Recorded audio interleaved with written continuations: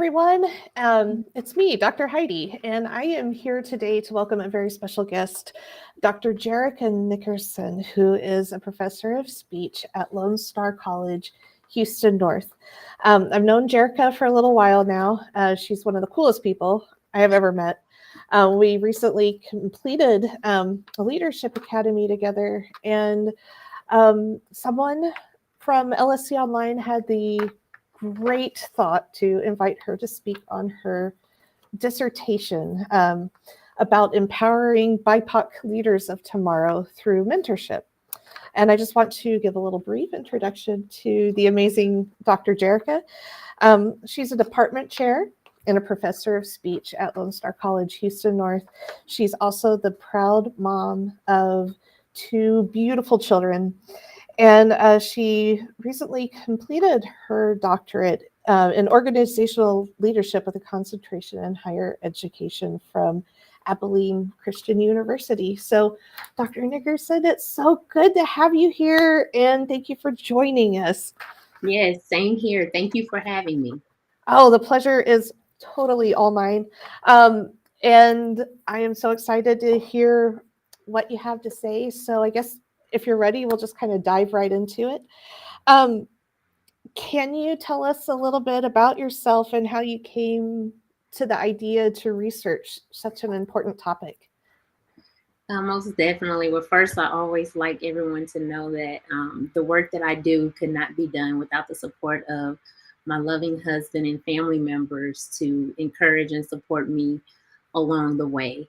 And so, throughout my educational journey at Abilene Christian University, they started us thinking of our topic early on in the coursework. They wanted to know, what's your interest? And so they told us to kind of think of a problem of practice. Think about your work environment or things that you're passionate about and identify a problem.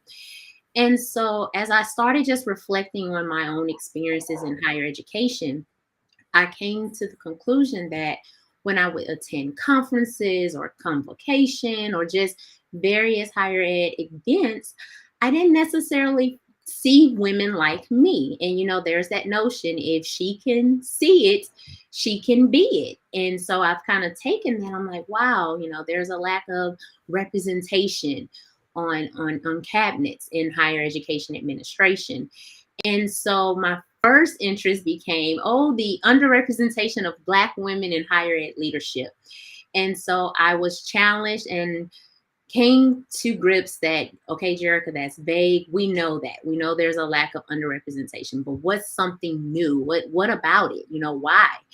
And so then I started diving a little bit deeper, and I said, well, you know what? There are a few women who have reached this pinnacle. You have a few Black presidents, Black female presidents. You have a few minority female vice presidents. And so they had to have gotten to this place some way, somehow.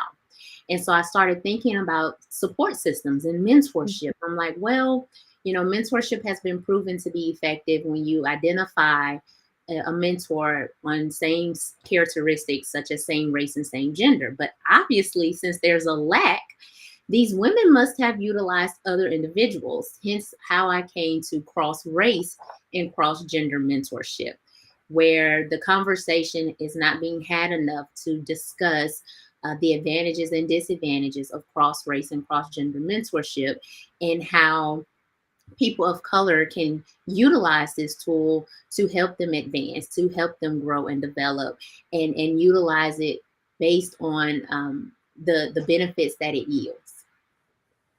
So I know that was a long answer, but that's how I came to my interest of cross-race, cross-gender mentorship. It all starts with the lack of underrepresentation. Yeah. Going into getting it. I love it how you touched on the things that you personally saw as you were kind of coming up through your higher educational career, because I think a lot of people are so used to thinking that their experiences are their own. And what I often tell people is that when you're experiencing something, there are probably about 100 other people out there that are experiencing the same thing as you. So if you see it and you're noticing that there's something there that needs to be addressed, then that's probably really important. And it kind of makes me happy to hear you just validate that for me, because I guess I've been given some okay advice over the years. Um, so there are so many different types of mentorship, and everybody kind of has their own idea of what mentoring is. So in terms of your studies and what you've experienced in life, how do you define mentoring, especially in higher education? So you hit the nail on the coffin by saying so many people define it differently, and that there are so many other words that are used interchangeably to define mentorship. And so I think of mentorship being that holistic approach where one utilizes, or a mentor is actually operating as a sponsor, as a coach, as a mentor, as a leader, and helping an individual, the mentee, kind of navigate the path of getting to wherever it is that they need to be. And so I define mentorship as a useful tool to help guide, support, and even challenge mentees' thinking and actions as they reach goals that they've set for themselves. So side note to that question, have you had any really special personal mentoring relationships that have helped you kind of become who you are and achieve what you've achieved so far in your career? Well, I definitely. And honestly, as I started researching mentorship, I started realizing I actually had mentorship early on in my life, from a young child, starting in my own household, my parents, in the church, teachers along Mhm. the way. And so, one thing I want us to understand is that when we think of mentorship and we define it, oftentimes it's not a long term relationship. You do need to have that mentor that is in it for the long haul, but there would be snippets and segments of your life where that mentoring relationship can last just for a season, just based on what it is that you're trying to accomplish or what it is that you're going through during that time. And so mentorship has really played a vital role for me. I would Mhm. say as I've gotten into my personal and professional career and growing and developing as a female, as a leader, I had one mentor who really comes to mind, just pushed the envelope for me. And for one, she actually saw something in me that I didn't necessarily see in myself. And she had a conversation with me early on, as just far as talking about, Jericho, what are your goals? What are your Mhm. aspirations? What do you plan to achieve? And really having a hard conversation about, as a double minority, as a Black female, I need to be the preferred candidate. You know, you can't just be the required candidate. When you look at those job postings, as far as educational requirements, years of experiences, but you need to set yourself apart from other applicants. Hence her encouragement for me to go and receive my doctorate degree. And Okay.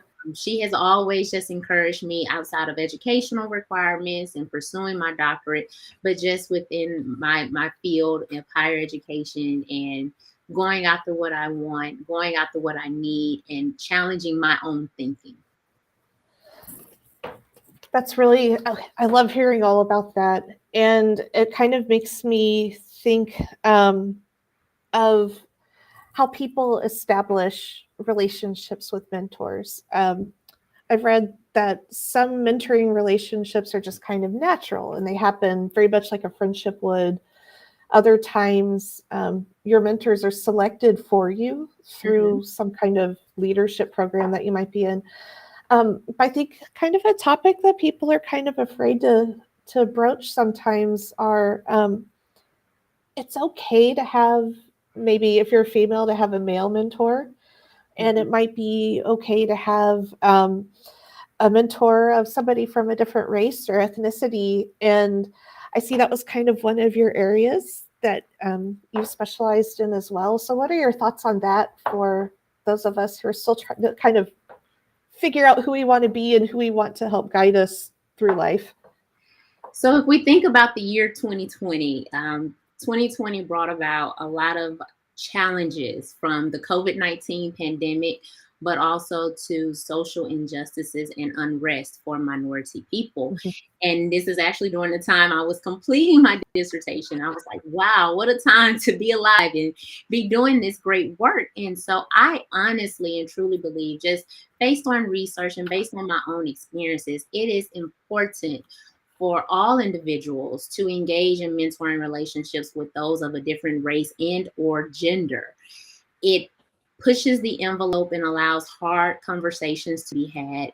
It allows to bring to the forefront those gender differences that we face, whether you're female, and how it's the thought of, oh, you're so nurturing and you're supposed to be a mother or wife first. And so when a female leader has challenges that she's facing at home, she's more likely to take off work more than a male leader, or vice versa as far as race. Sometimes Black women or women of color, if they're expressing themselves, if they're really fighting for something that they believe in, they can be viewed as an angry Black woman or aggressive, versus if a white woman is to kind of present the same information with the same tone, she's viewed as passionate and really buying into what it is that she desires. And so engaging in such type of relationships with cross race and cross gender would allow those conversations to continue and bring to the forefront some of the hardcore challenges that we're all facing, regardless of our race or our gender. Yeah, I'm glad you touched on some of those concepts that are kind of difficult to discuss and they're uncomfortable.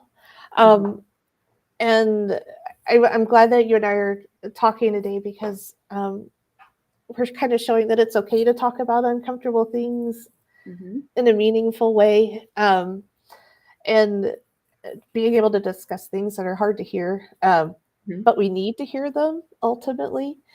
So thanks for that. And so we kind of talked about the benefits of pursuing mentoring relationships with people who might be from a different gender or different race.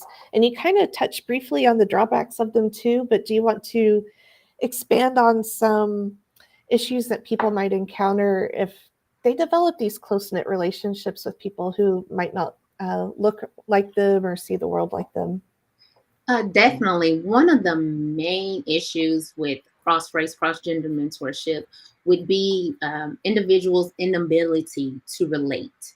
And so, for example, just the gender differences, again, talking about maybe having a male mentor and a female mentee, and she's faced with personal challenges depending on what other hat or what other role she has. And so oftentimes mentoring relationships, first and foremost, tend to stem from organic relationships and more likely stem from your professional environment. And so oftentimes you will have a leader who is identified or viewed as a mentor and a stakeholder identified as the mentee. And so that dual role connection also is a drawback, where you do have a leader who possibly serves as your mentor, and having these hard conversations or touching on personal topics can also veer over into the actual role of a professional, of a leader and a stakeholder, which can also taint the relationship a little bit, because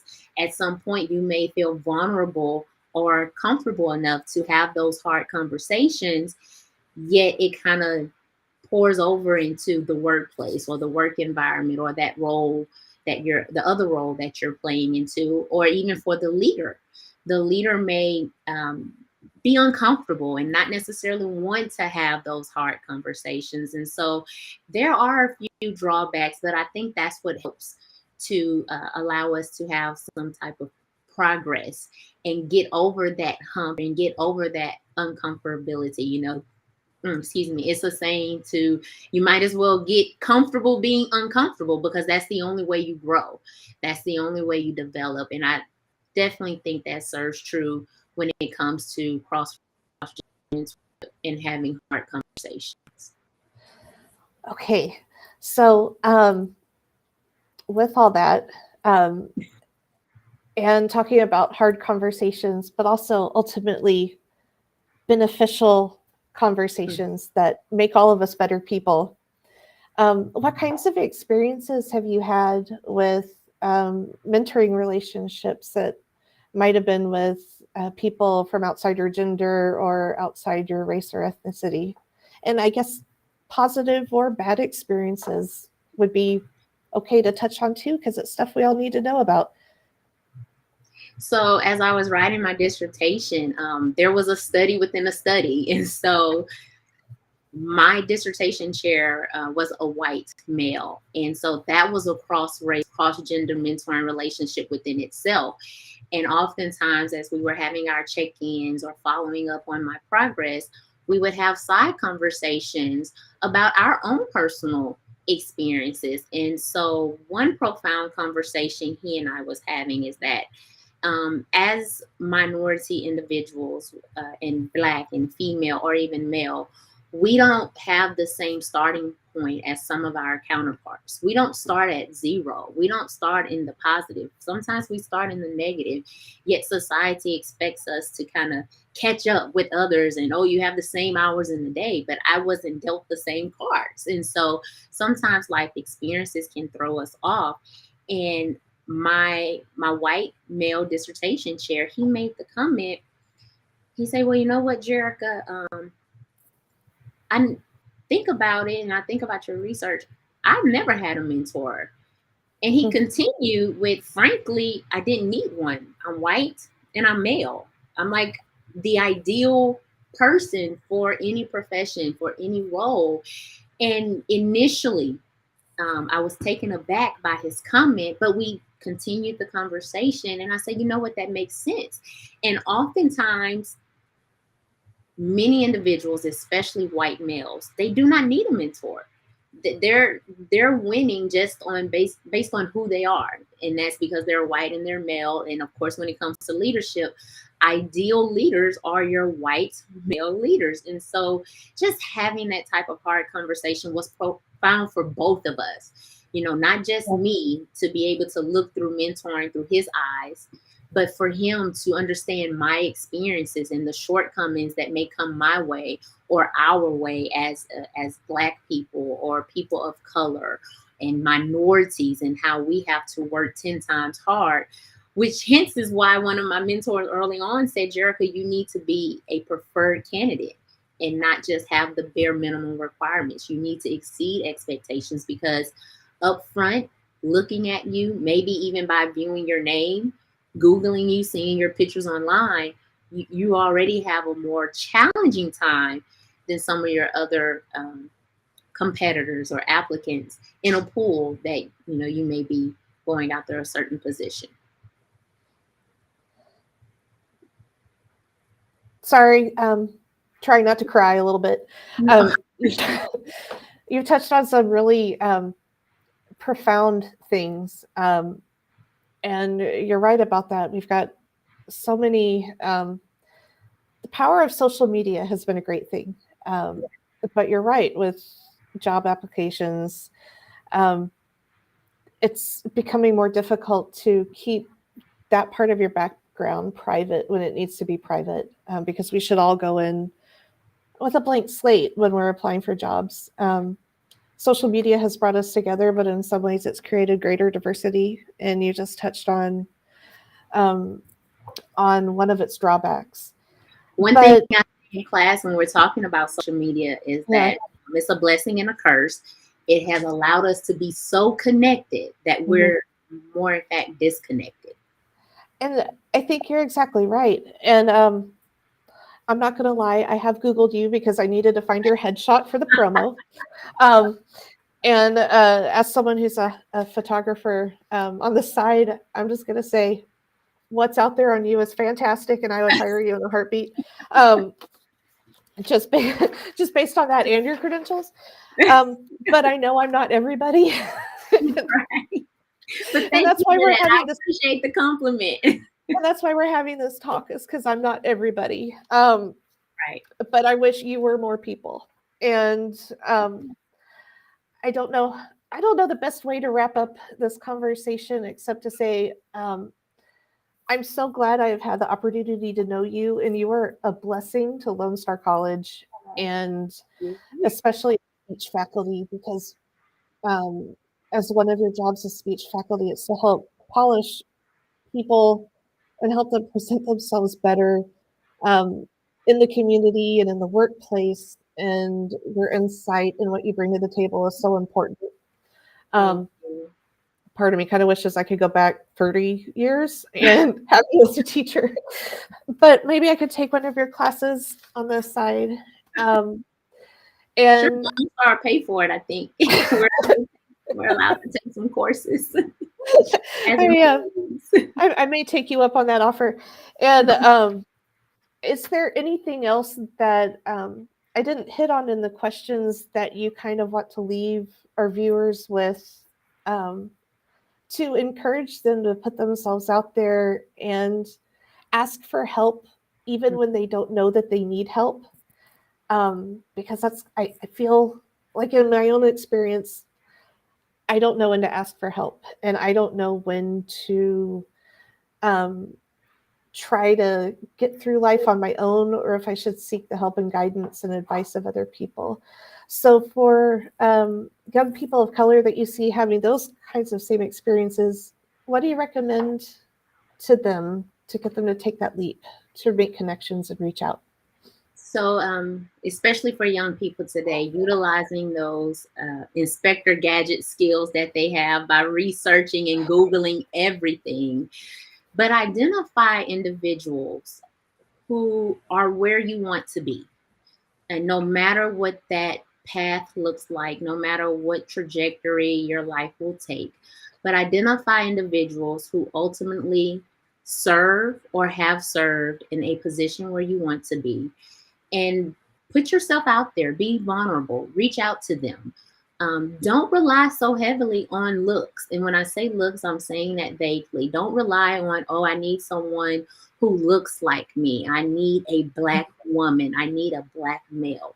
No, you need the individual who has gone down that same path, who have experienced some roadblocks and some challenges, and how they had to navigate them and overcome them, and use them. And I'm saying use, not in a negative way where you want to manipulate them or take advantage of them, but use them for the wealth of knowledge and the experiences that they bring to the table to help you navigate your path, and to help you when you do reach some of those same roadblocks or similar roadblocks or challenges, and how to overcome them, and how you're going to have to dig deep down inside and intrinsically find that motivation to overcome barriers. But find individuals who want to help you, who want to be part of your journey, and who are willing to sacrifice their time and their resources and their network to help you get to where it is you want to be, no matter what that is.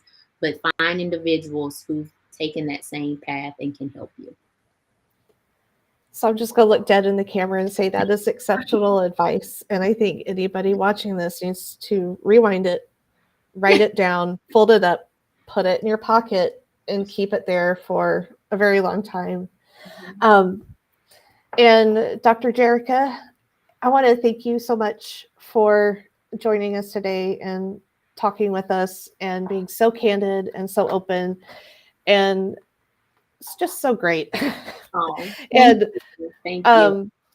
And I think that's all for today. If you feel like we're at a good stopping point, and folks out there who might be watching, if you have any questions, or if you'd like to reach out to Dr. Nickerson individually, leave a comment in the comments or message us directly through Facebook or Instagram, and we'll get back to you. If you have questions about the Student Success Institute or other student leadership opportunities here at Lone Star, feel free to reach out to me and I'll get you information about those as well. We check all of our comments and messages daily. So thank you all for joining us. And Dr. Nickerson, thank you again. And I'll probably send you about 10 follow-up emails with more thank yous, because I really enjoyed this time with you today. No problem. Look, it was short, hopefully, but it was rich enough to continue the conversation, to aggressively go after what it is that you want. And I just want to encourage everybody that no matter what, you do have people rooting for you. Find those individuals and hold on to them. They may not be a mentor, but you need your cheerleaders. You need those who are going to support you no matter what. So thank you for this time. I'm honored to have engaged with you all in this conversation, and feel free to reach out to me with any questions, comments, concerns, or just wanting to have a candid conversation. Thank you. And again, even more profound words that I cannot top. So with that, I'm going to say, have a great afternoon, everybody. And we're so glad you're here at Lone Star with us. Have a great afternoon. Thank you. Bye, everyone.